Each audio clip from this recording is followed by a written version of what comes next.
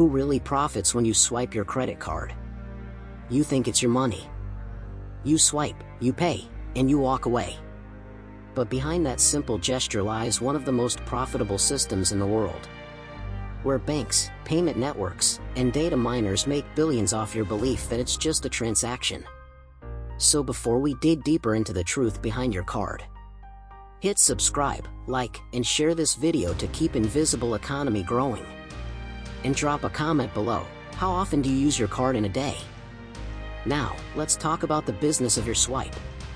Swiping your card feels seamless, effortless. You buy coffee, groceries, fuel, tickets, all in seconds. But what feels like convenience to you is data gold to them. Every time you swipe, tap, or click Pay Now, your transaction passes through a chain of profit centers, each one taking a cut before your money reaches the seller. Let's follow one transaction. You buy a 3,000 Nigerian Nairas meal or a $10 lunch. That money first moves through the merchant's bank, the one that owns the payment terminal. Then through the payment processor, companies like Visa, Mastercard, or PayPal. Next, it travels through your bank, the one that issued the card. Finally, it ends up in the merchant's account. This all happens in seconds. But every stop along the way, every digital handshake, costs something. And who pays for it? You do. The fees you never see, interchange, processing, assessment, they're quietly shaved off each purchase. Less than 3%, sometimes as low as 1%, but multiplied across billions of daily transactions. That's the invisible toll booth of modern capitalism. Most people think the banks make all the money. But the true winners are the networks: Visa, Mastercard, American Express, Discover. These companies don't lend you money. They don't sell you products. They don't even hold your deposits.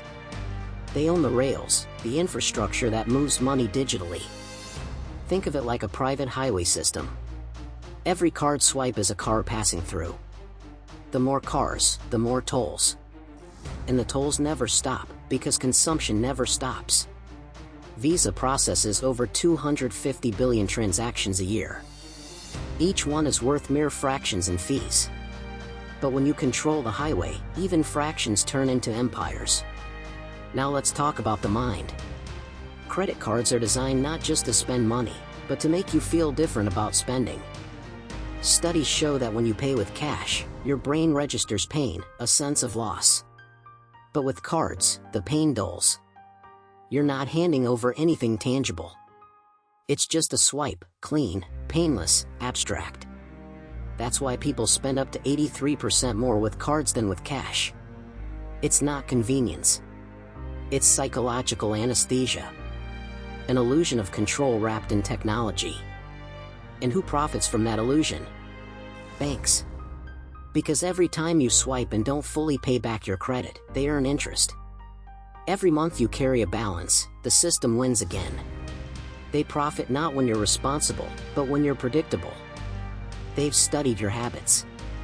They know the rush you feel when you buy. The justification loop: I deserve this. It's just $50. I'll pay later. They've built entire models around that emotional rhythm. When you swipe your card, money doesn't just move, it multiplies, in value, for someone else. Let's break it down. The merchant pays a transaction fee. Part goes to your bank, part to Visa or Mastercard. The issuer bank collects interest and late fees from millions of users every month. Data brokers buy and sell your anonymized spending history to advertisers, and the credit bureaus, Equifax, TransUnion, Experian, monitor every debt and payment, creating scores that define your access to the economy. One action, one swipe, feeds multiple revenue streams. You're not a customer. You're a data point on a profitable loop. Now here's the darkest part. The money you owe, your credit card balance, isn't a liability to the system. It's an asset. Banks bundle unpaid balances into securitized debt packages, which are then traded in global markets, just like stocks. Your $1,000 unpaid balance becomes part of a billion-dollar investment product. Investors earn interest on your debt. The same debt that keeps you awake at night. So when you swipe your card and fall behind, you're not just paying fees. You're fueling a financial ecosystem that feeds on your delay. You might think credit scoring is about responsibility. But today, algorithms go far beyond payment history. They analyze your purchase behavior, the time of day you spend most, the kind of items you buy, how often you use your card, and even what you don't buy. Machine learning predicts your likelihood to default, or your potential to spend more. Then, interest rates are adjusted, offers personalized, and limits raised to tempt you deeper. Your card company knows when you're most vulnerable. After payday, after heartbreak, after midnight. They know you'll spend. They don't need to manipulate you directly. They just need to understand you better than you understand yourself. Think of how many entities get paid in a single swipe. The merchant's bank gets a processing fee, the network, Visa and Mastercard, gets a routing fee, the card issuer earns interest and annual fees, the data miners sell transaction info to ad companies, the fraud protection service takes a commission, the software provider running your point-of-sale terminal gets a maintenance cut. Every single part of the chain monetizes the same moment. A simple beep. It's the most efficient system of modern profit extraction, invisible, automatic, and psychologically normalized. Cashback. Miles. Points. It all feels like the system giving back, right? But those rewards are funded by someone else's pain. Merchants increase their prices to cover transaction fees and rewards costs. So even customers paying cash end up subsidizing credit card perks. It's wealth transfer disguised as generosity. A quiet redistribution from the working class to the credit class. Every free flight, every cashback bonus, is built on higher prices for everyone else. The credit card is marketed as freedom. Freedom to buy, to travel, to experience. But the system thrives when that freedom becomes a trap. It sells you convenience, then penalizes you for using it. It rewards you for loyalty, then profits from your dependence. Financial freedom, in this economy, means freedom for the system, not for you. Because every late payment, every interest charge, every data point is another brick in the empire of the invisible. And it's not just your personal spending. Your swipe affects global markets. Banks in New York, London, and Hong Kong trade credit-backed securities daily. Tech companies harvest spending data to refine AI-driven advertising. Governments analyze transaction flows to predict economic trends. Your 5,000 Nigerian nairas or $20 purchase becomes a pixel in the world's most detailed portrait of consumer behavior. Every swipe feeds the global engine of prediction, control, and consumption.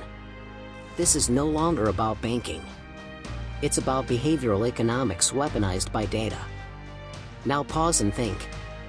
There's a person behind every transaction. The cashier who depends on tips. The merchant struggling to absorb processing costs. The gig worker living off instant payout systems that deduct hidden fees. The digital economy was supposed to liberate us. Instead, it replaced visible struggle with invisible chains. No sweat, no cash, just quiet submission to systems we can't see. So what happens next? Awareness. Every time you swipe, remember the hierarchy that follows. Remember who earns, who pays, and who remains unseen. This isn't about rejecting technology. It's about reclaiming consciousness. Because the more invisible the economy becomes, the more important it is to see it clearly. If this made you rethink that little piece of plastic in your wallet, hit like and turn on the bell so you don't miss the next episode of Invisible Economy. Drop a comment below. Do you think cash will ever truly disappear? And if it does, who wins? Because in this world, even the smallest beep is never free.